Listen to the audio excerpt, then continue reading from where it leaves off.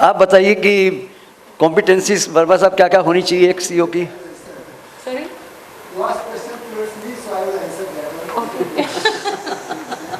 I think one of the most important competency that I see right now is the ability to see beyond, look at opportunities. So basically opportunity seeking mindset goes along with the wealth creating mindset. Another thing that is extremely important right now is relationship management.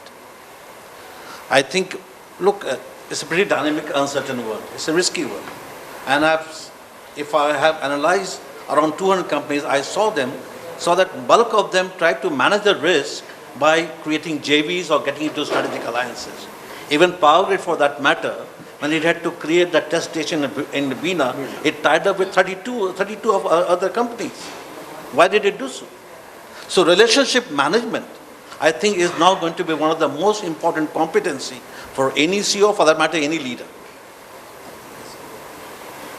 आप कुछ कहेंगे? So if I really look at leaders today in organizations, there are three kinds of leaders. You have the P&L leaders, as you call them. These are your SBU heads, or they may become CEOs and so on and so forth. You have the functional leaders, who are leaders who actually head large functions, whether they could be CFOs or CXOs of the organization. And you have something called the subject matter leaders, who are the R&D or who handle technical specialist roles.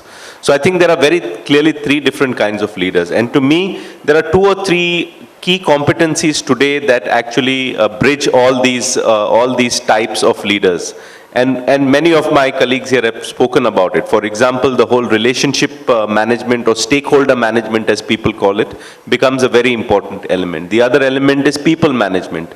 How am I able to relate, emotional maturity of dealing, getting along with people and working with them. And the third thing is actually also dealing with ambiguity. You know, how am I able to deal with ambiguity? The future is completely VUCA, as many people have said. So in whichever function I straddle, right, one has to have the ability to deal with ambiguity so that one is not translating down the pressures and the tensions that one may have down to the last man in your chain. I think the foresight and transparency as well as boundary management is must for the top leader or a CEO. Because he has to manage many NGOs and government and activists, variety of people, and he has to just manage them, even press nowadays.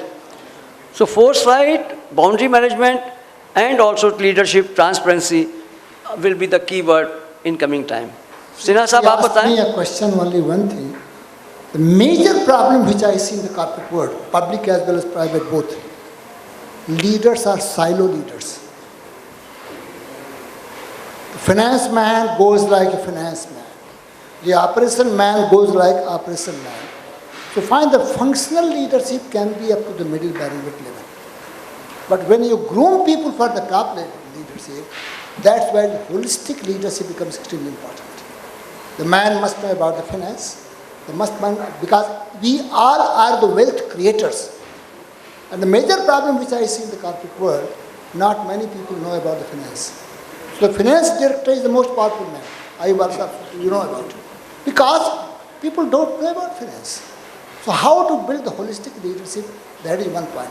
Coming back to your point, ma'am, differentiation could be in many ways. One could be financial differentiation. For example, the moment Subir Verma joined, his name was Don. And when I called him Don, he felt extremely excited. So whether you give him money or not, the Don word itself is very, very motivating word for him.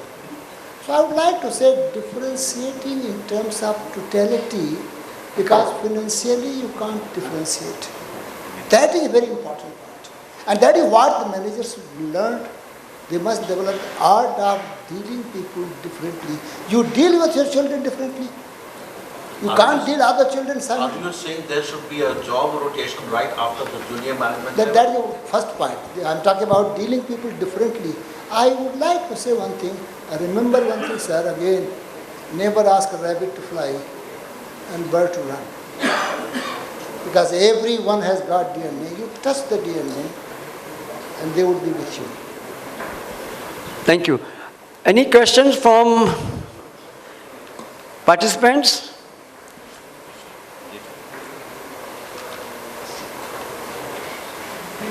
is the leadership competencies, at least two each? Sorry, sir. Leadership competencies. Leadership competencies. Okay. You talked about the competency 3 times you raised, but they avoided this. And in fact, 2 competencies you start. Only 2 competencies. And not repeat by. Are not repeated by other.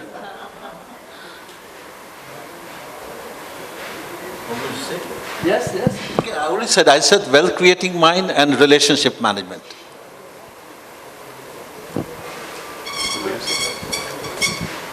So I'll pick up from what Dr. Singh said. I think one of the most critical competencies is collaboration. How we are able to collaborate with each other across levels and also as peers. That becomes a very, very important element. The second competency, I think, which is very important is our ability to inspire. As leaders, we have to have an ability to build a bigger picture, to inspire and to build a future to get people aligned to that, to the picture or the story or the vision that we have.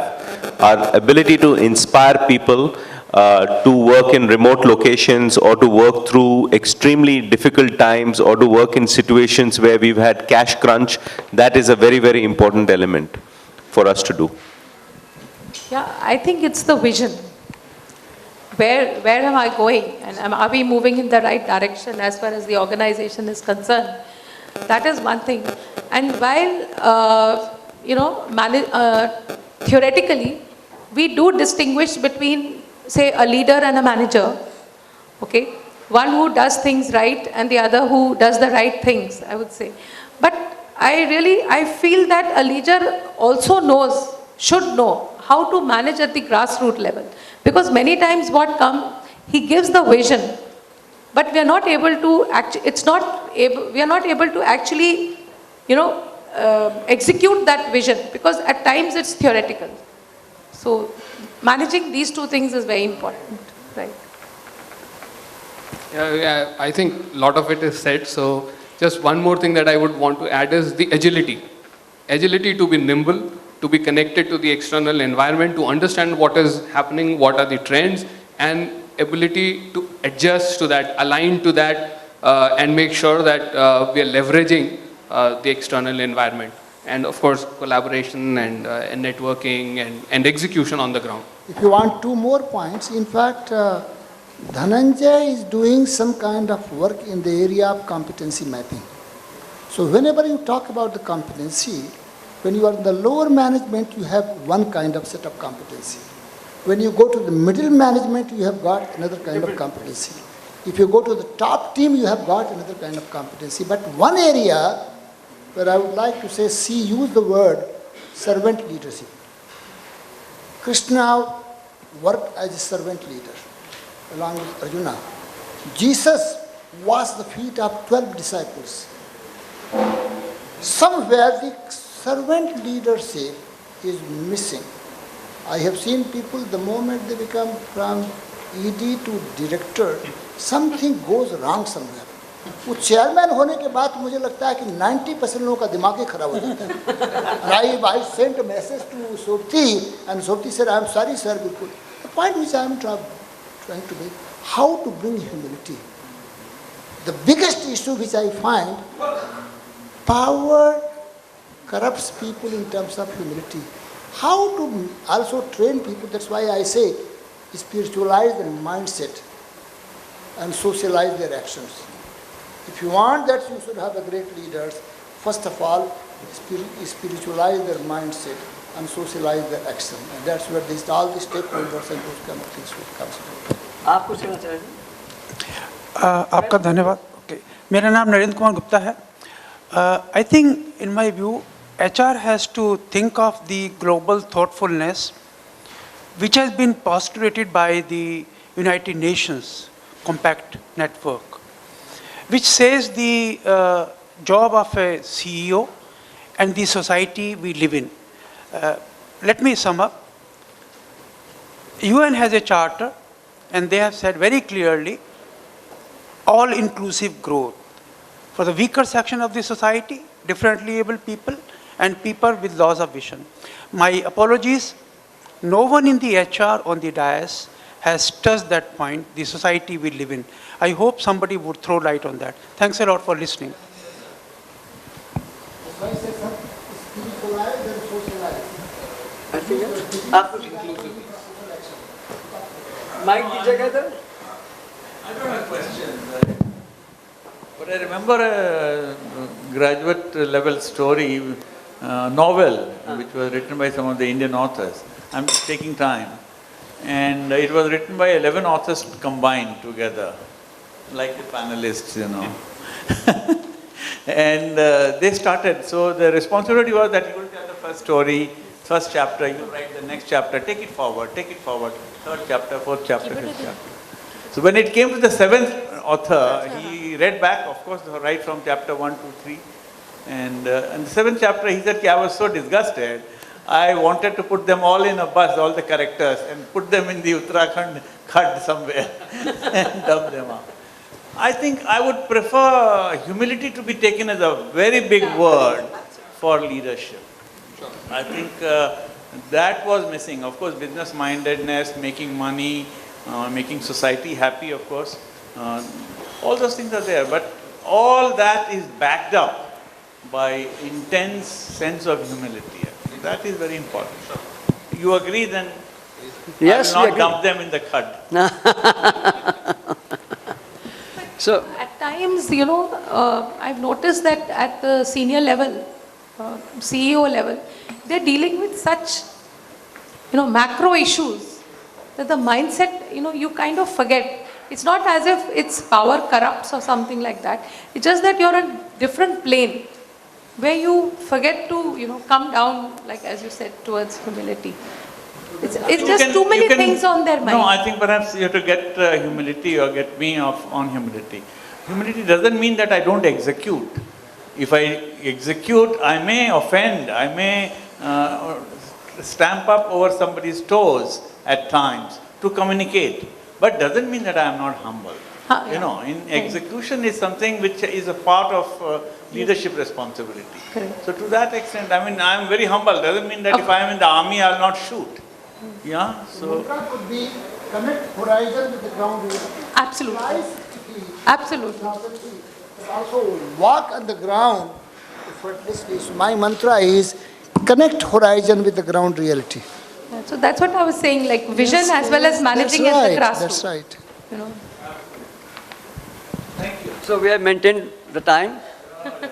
Exactly. Thank sir, you. one last question, please. Hello, sir. My name is Parul. I'm one of the students of BIMTech. So I have one last question for you.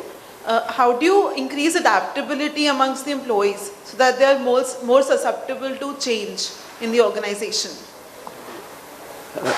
Adaptability or susceptibility to change. How you motivate the employees. Yes? Yes. Your question is, How do you increase the adaptability amongst your how you employees? increase the adaptability to change and all these things in organization. Boliye. Can I? I'll tell you one thing, that what we have generally seen is that adaptability, like to change, it's very easy, up to, I wouldn't say, it's easier up to a certain age. So, you see, that is the time when we actually move people, to various departments, to various regions, to various places, so that, they kind of get used to, moving around and interacting with people from different backgrounds and different, functions.